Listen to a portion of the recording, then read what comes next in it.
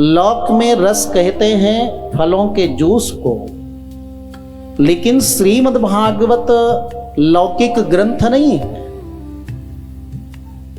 तो और ऊपर जाइए न्याय दर्शन में। न्याय में रस 6 प्रकार का है। मधुर, अमल, लवण, कट, कसाय, तिक्त, भेदात, षड विधम रसम। 6 प्रकार का रस होता है न्याय दर्शन में। लेकिन श्रीमद् भागवत न्याय ग्रंथ भी नहीं। क्या है? निगम कल्प तरोर गलितम फलम है। वेद वेदांत का फल है।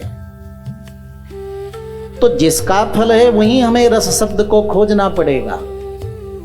तो वेद का जब फल है भागवत, तो भागवत में रस शब्द का अर्थ हम वेद में जाकर खोजेंगे। वेद में रस का अर्थ किया है रसो वै सहा। सह माने परमात्मा, रस माने परमात्मा। रसम हेवायम लब्ध्वा आनंदी भवति। रस रूपी ब्रह्म का अनुभव करके आनंद की प्राप्ति होती है। और जिस लीला क्रीड़ा में रसस्वरूप परमात्मा का पूर्ण अनुभव मिल जाए, उसी लीला का नाम रास लीला है।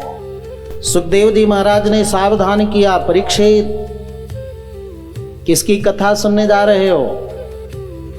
भगवान पिता रात्रि ही शरदोत्फुल्ल मल्लिका वीक्षरन्तुम मनश्चक्रे।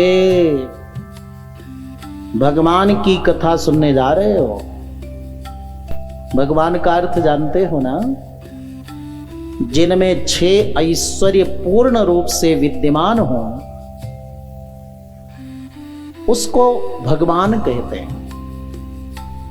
जिनमें पूर्ण रूप से ज्ञान हो, श्री हो, यश हो, वीर्य हो, तेज हो, धैर्य हो, उनको भगवान कहते हैं। परमात्मा के अतिरिक्त किसी भी देवता में, किसी भी व्यक्ति में अगर भगवान शब्द का प्रयोग किया जाता है तो उसके सम्मान के लिए किया जाता है। क्योंकि पूर्ण ज्ञान तो केवल ईश्वर में है। कई बार आप लोगों को लोग कहते हैं ना कि अरे आपके सनातन धर्म में एक भगवान होता जैसे दूसरों में है तो संगठित होते हिंदू। एक ही ईश्वर है हमारे यहां, बाकी सभी देव तो भगवान के परिवार हैं, विभूति हैं। एक ही परमात्मा है। और जितने दुनिया में हैं वो तो एक बट, जो हमारा सनातन धर्म वट वृक्ष के समान है, उसके केवल एक पत्ते के समान है, एक फल के समान है। सनातन धर्म तो बहुत विराट है, बहुत अद्भुत है, असीमित है। जिसके लिए गीता में कहते हैं इसकी जड़ें कहां हैं? बोले ऊपर है, ऊर्ध्वमूलम अधशाखा। ऐसा सनातन धर्म अस्तु। और जो परिपूर्ण है वो निरपेक्ष है, और जो निरपेक्ष है वही पूर्ण काम है। ये बात ध्यान में रख करके तब कथा सुनना। सुखदेव जी ने संकेत कर दिया, भगवान अपनी, भगवान होते हुए भी, परिपूर्ण होते हुए भी, तारात्रि शरदोत्फुल्ल मल्लिका वीक्षरन्तुम मनश्चक्रे योग मायामुपाश्रितः। मनः चक्रे, मन बनाया, अमना है ना वो, क्योंकि मन ही तो फदीयत करता है। जब मुक्त हो जाते हो ना तो ये मन भी समाप्त हो जाता है। योग मायामुपाश्रितः। भगवान सर्वेश्वर श्री कृष्ण प्रभु ने ये अनुभव करा दिया कि मैं पुरुषोत्तम हूं। ब्रह्मा जी ने शरणागति की, इंद्र की, वरुण ने की, लेकिन एक देव है जो मानने को तैयार नहीं कि आप पुरुषोत्तम हो, मैं श्रेष्ठ हूं। क्या नाम है उसका? कामदेव नाम है। कामदेव ने कहा मैं तो सबके मन में निवास करता हूं, मनसिज मेरा नाम है, मनमथ नाम है, लोगों के मन को मथ देता हूं, विकृत कर देता हूं, मैं बड़ा प्रबल हूं। भगवान ने कहा मान जाओ। बोले ना, पहले युद्ध होगा, पराजित करोगे, विजयी होगे, तब मैं आपको पुरुषोत्तम मानूंगा।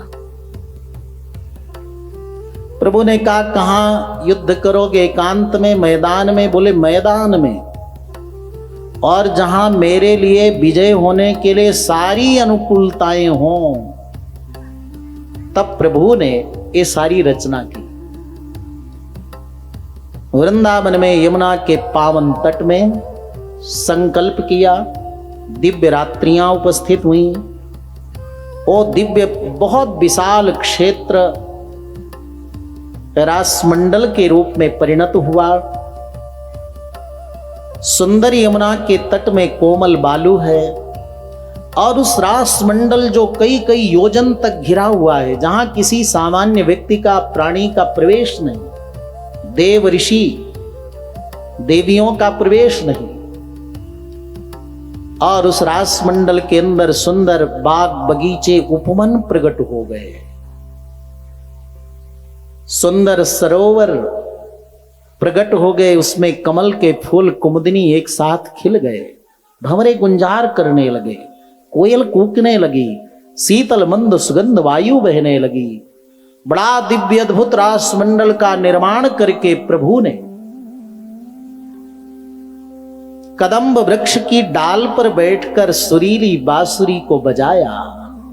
जब प्रभु बांसुरी बजाते हैं ना, तो यमुना का जल रुक जाता है और पत्थर, पेड़ से जलधारा बहने लगती है। योगियों की समाधि टूट जाती है, चलता हुआ व्यक्ति समाधिस्थ हो जाता है। ये अद्भुत सामर्थ्य है भगवान की बांसुरी में, वेणु में।